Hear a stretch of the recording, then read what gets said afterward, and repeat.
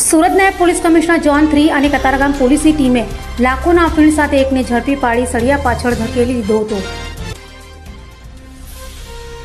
Surat police commissioner Anupamsinh Gehlot તથા અધિક police commissioner મીણાની સૂચનાને લઈ નાયબ પોલીસ કમિશનર રાઘવ જૈનની એલસીબીની ટીમ પેટ્રોલિંગમાં હતી. ત્યારે કતારગામ પીઆઈ એલ.આર. ગોહિત અને એલસીબીના પીએસઆઈ એમ.જી.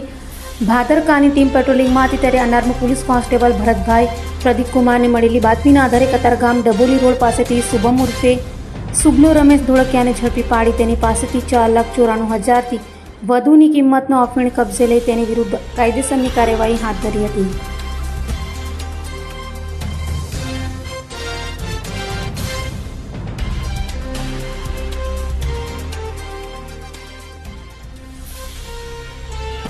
અભય થઈને નિષ્પક્ષતાથી નિરપેક્ષ રીતે વાસ્તવિકતાનો અરીસો રૂપી સચોટ માહિતી લાવતો સત્યની સાથે અભય ટાઈમ્સ.